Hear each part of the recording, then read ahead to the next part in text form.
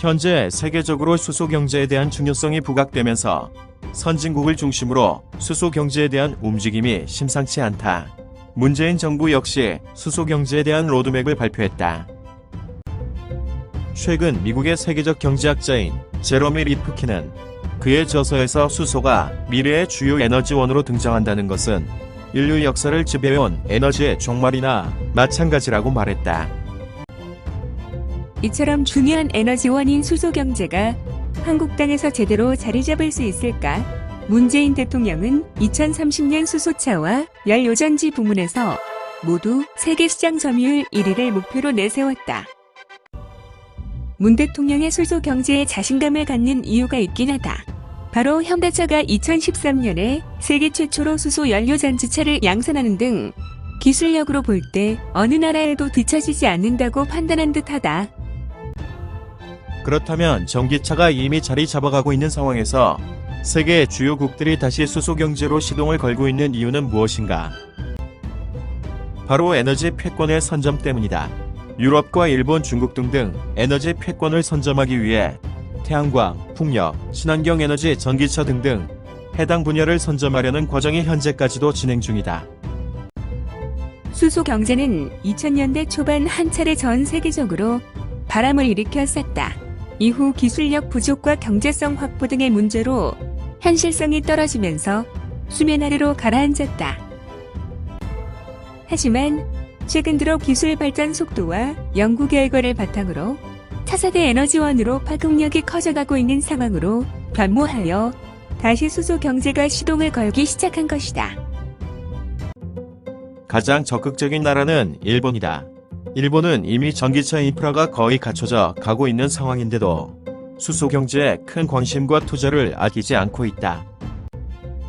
일본 정부는 지난해 수소사회 실현을 위한 수소 기본 전략을 세우고 수소사회 로드맵을 확정했다. 현재 인프라 투자는 가장 앞서 있는 상황이다. 수소차 상용화는 현대차가 가장 앞섰지만 일본 도요타는 2014년 수소 연료전지차를 출시해 5,800대 이상을 팔았다. 판매 대수로 세계 1위다. 혼다도 2016년 수소차를 출시해 도요타를 바짝 추격해오고 있다. 독일은 지난해 세계 최초로 수소기차를 시범 운행했으며 2040년까지 디젤 열차를 전량 폐기하기로 했다. 독일 정부는 2030년까지 수소차 180만 대, 수소 충전소 1000개 확보를 목표로 하고 있다. 중국도 2017년 수소 이니셔티브를 선언하고 전기차 보급과 별개로 2030년까지 수소차 100만 대, 수소 충전소 1000개소 설립을 목표로 내세웠다. 수소차는 전기차와 비교할 때 덩치가 클수록 유리하다.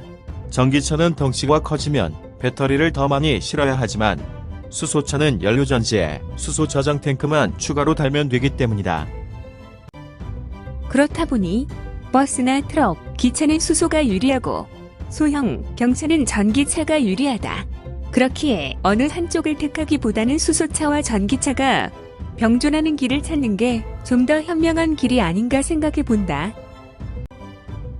현재 한국은 수소 경제 부분에서는 축적된 기술력을 갖고 있는 만큼 잘만 준비한다면 한국이 처음으로 선점하거나 리드하는 산업 분야를 만들 수 있지 않을까 하는 기대를 갖고 있다. 다만 현재 수소 경제에 대한 논쟁이 많은 상황이고 정치권과 지식인들 사이에서도 의견이 팽팽하다. 선진국들이 이미 시동을 걸고 있고 빠르게 추격해 오고 있는 상황에서 탁상 공론으로 시간만 허비하는 일이 없기를 바랄 뿐이다.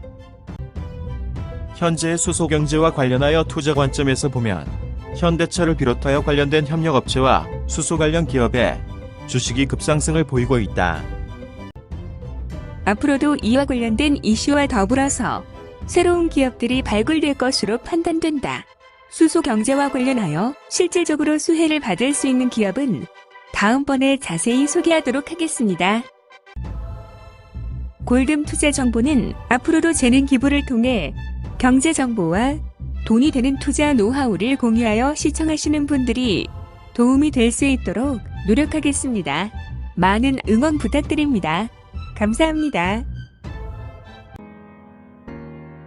영상이 도움이 되셨는지 모르겠습니다. 도움이 되셨다면 좋아요, 구독하기 버튼 꼭 눌러주세요. 감사합니다.